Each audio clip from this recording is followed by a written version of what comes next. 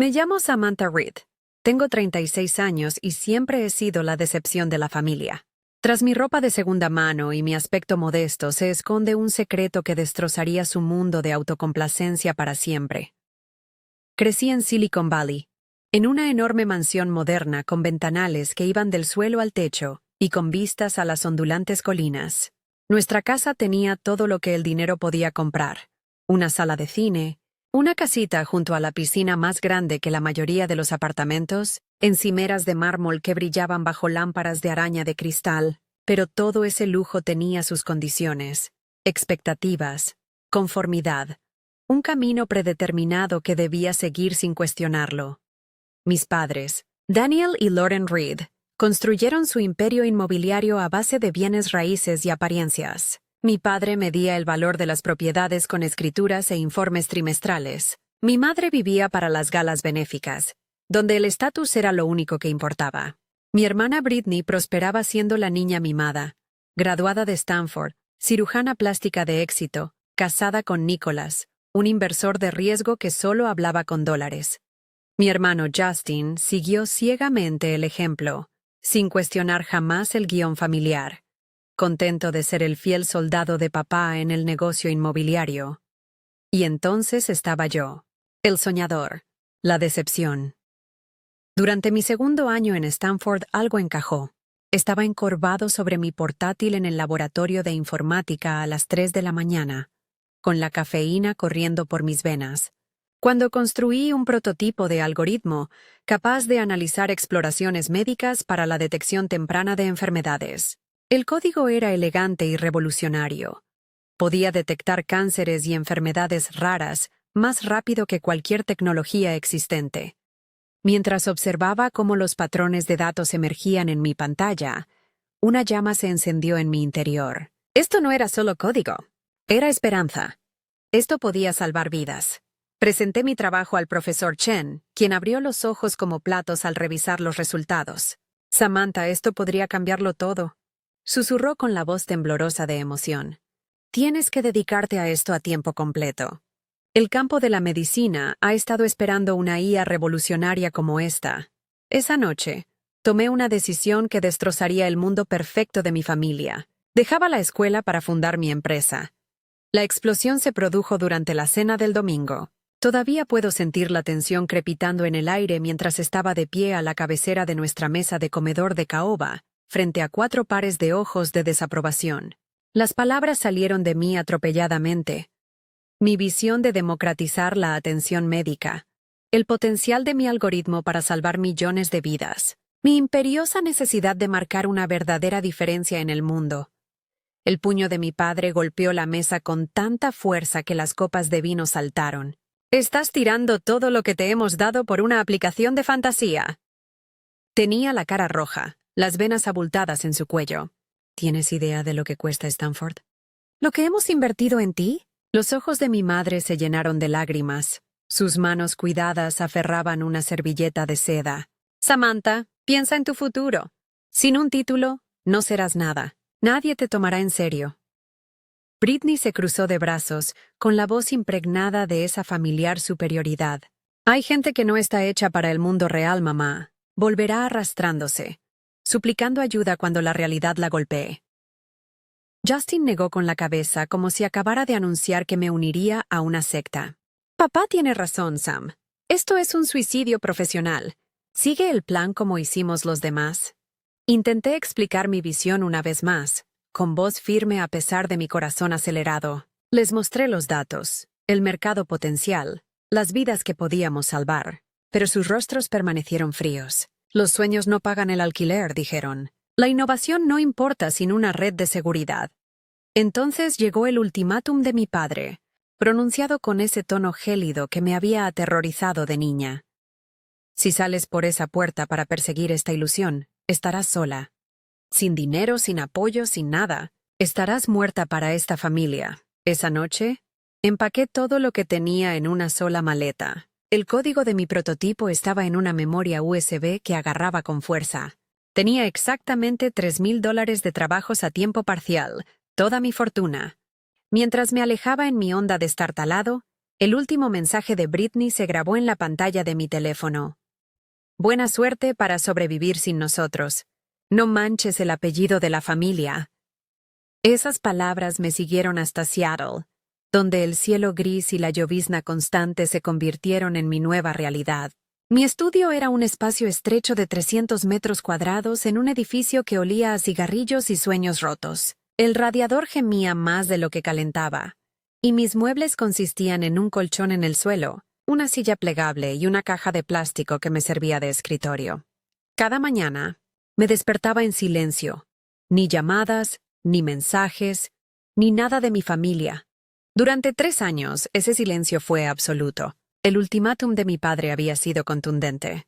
No solo me habían cortado el dinero, me habían borrado de sus vidas por completo. Durante el día, conducía para Uber en un sedán que había comprado por $800, con el motor rugiendo como si le molestara cada kilómetro. El aislamiento era sofocante. Me sorprendía mirando el teléfono, esperando un solo mensaje, alguna señal de que les importara si estaba vivo, pero no llegaba nada. Ese vacío se convirtió en mi combustible, agudizando mi concentración como una cuchilla. Por la noche, programaba. Refinaba mi algoritmo hasta que podía detectar cánceres en etapa temprana, con un 95% de precisión. Vivía a base de fideos instantáneos y café. Mi cuerpo funcionaba con pura determinación. ¿Cuándo se me acabaron los ahorros? Me tragué el orgullo y solicité cupones de alimentos, haciendo fila en el banco de alimentos con mi bolsa reutilizable, con la vergüenza ardiendo en las mejillas. La primera reunión con inversores fue en una cafetería del centro. Llevé mi portátil por toda la ciudad, practicando mi discurso bajo el reflejo de los escaparates. El inversor de riesgo, un hombre de unos 50 años con la mirada apagada, me escuchó durante exactamente 4 minutos antes de interrumpirme. «Vuelve cuando tengas un prototipo real», dijo, sin siquiera levantar la vista del teléfono. «Esto no es escalable. Céntrate en algo práctico».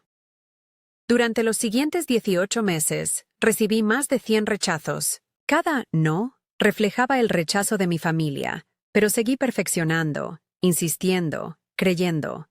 Luego conocí a Angela Torres en una reunión tecnológica de mala muerte en el Capitolio. Era una ejecutiva de biotecnología jubilada que había creado su propia empresa desde cero. Cuando le enseñé mi demo, la comparó con sus propios datos médicos y asintió lentamente. «Esto podría cambiarlo todo», dijo, con los ojos brillantes de posibilidades. «Pero se necesita capital real para escalar». Invirtió $2 millones, no solo en mi tecnología, sino en mí. Esa fe lo fue todo después de años de que me dijeran que no valía nada. Con el apoyo de Angela, nació HealthSync Solutions. Mantuve mi identidad oculta, presentándome como un desarrollador más, mientras que el misterioso fundador, S. Reed, se comunicaba únicamente mediante correos electrónicos cifrados y llamadas con voz encubierta. El secretismo no era solo una estrategia, sino una armadura. Si mi familia descubría mi éxito demasiado pronto, intentarían atribuirse el mérito o el control. A medida que nuestra IA empezó a impulsar los diagnósticos en hospitales de 3 estados, contraté a un investigador privado llamado Mark Collins para que supervisara a mi familia. Sus informes eran clínicos pero reveladores. El imperio inmobiliario de mi padre estaba sobreendeudado y se tambaleaba por préstamos inestables. La consulta de Britney prosperaba, pero empezaban a circular rumores de un procedimiento fallido. El matrimonio de Justin se desmoronaba.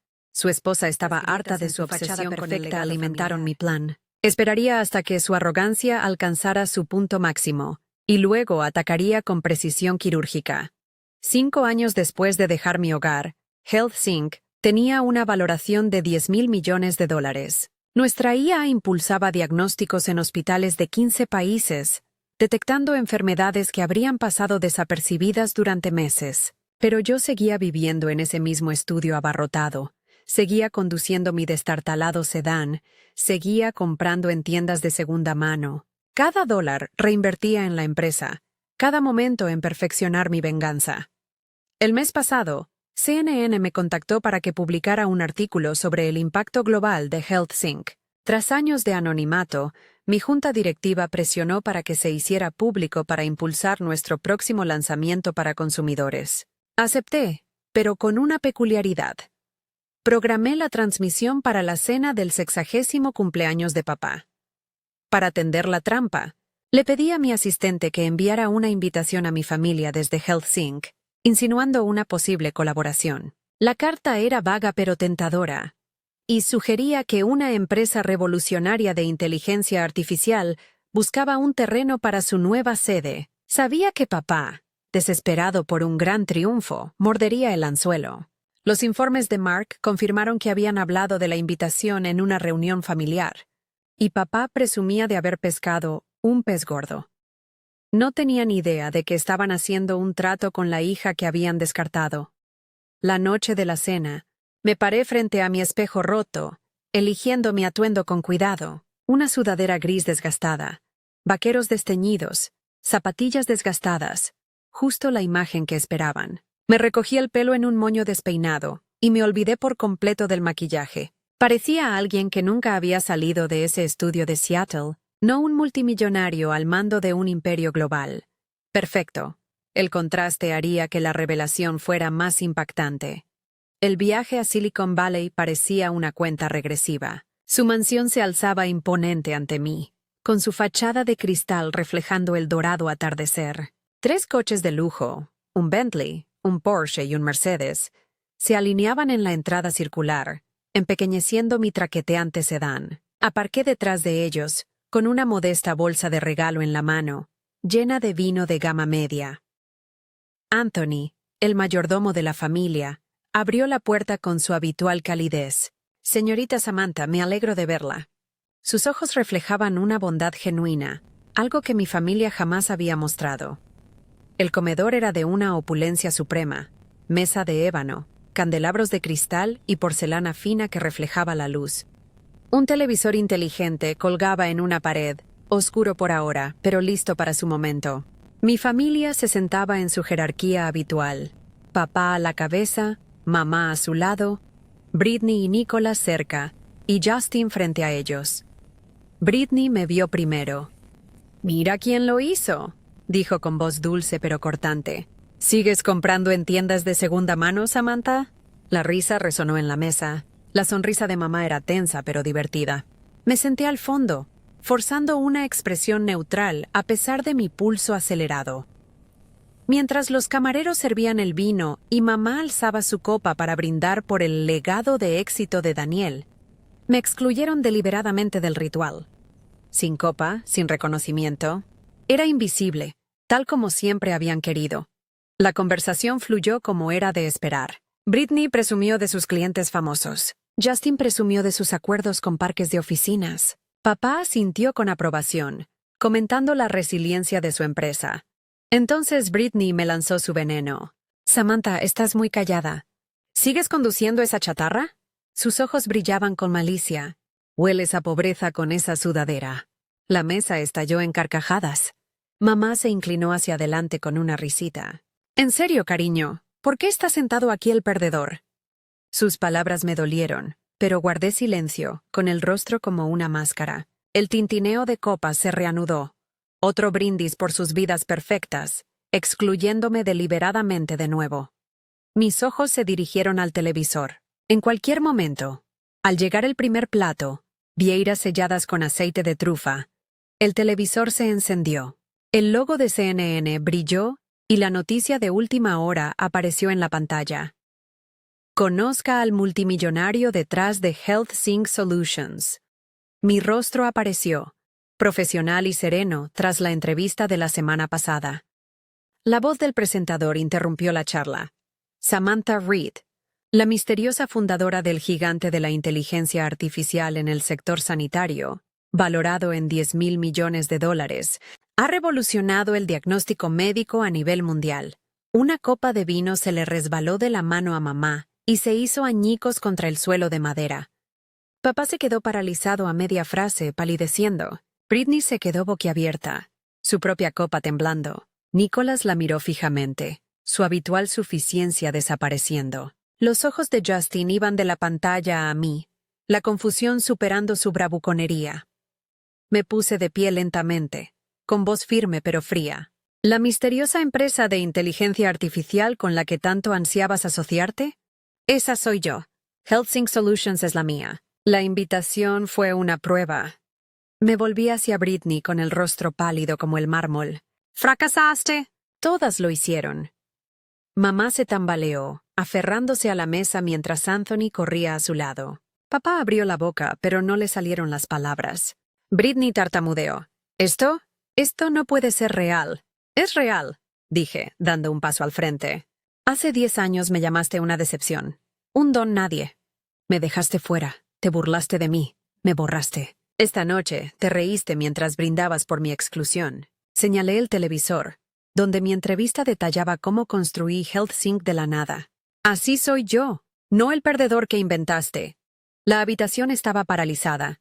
La tía Victoria se tapó la boca con la mano. Nicholas parecía abofeteado. Justin se frotó las sienes murmurando. La compostura de mamá se desmoronó mientras la mano de papá temblaba. Querías que me fuera a menos que fuera alguien, dije, recogiendo mi bolsa de regalo intacta. Bueno, ahora soy alguien. Pero tú no tienes nada que compartir. Caminé hacia la puerta. Su silencio era ensordecedor. Anthony abrió con un sutil gesto de orgullo. Dirigiendo la atención a la mesa, añadí, 48 horas. Ofrezcan una disculpa pública por 10 años de abuso, o me aseguraré de que todos sepan quiénes son exactamente. El alcance de HealthSync supera su imaginación. No miré atrás. La televisión seguía encendida, y mi voz resonaba por la habitación al hablar de salvar vidas. Su mundo se derrumbaba, y yo había encendido la mecha. Un año después, las consecuencias fueron totales. El bufete de Britney se vino abajo cuando el audio de su provocación sobre la pobreza se hizo viral. Su madre se convirtió en una paria social, abandonada por todos los círculos de la élite. El imperio inmobiliario de su padre se derrumbó cuando sus socios huyeron del escándalo. Justin luchó por rescatar algo del desastre. Mientras tanto, HealthSync se expandió a 15 países, y nuestra aplicación para consumidores ayudó a millones de personas a controlar su salud de forma asequible. Fundé la Fundación Second Chances con 200 millones de mi propio patrimonio, apoyando a sobrevivientes de familias tóxicas que habían sido rechazadas por elegir su propio camino.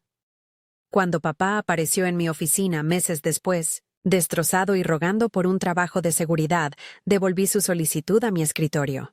Las decisiones tienen consecuencias, dije simplemente. Tú me lo enseñaste. La justicia más dulce no es la venganza.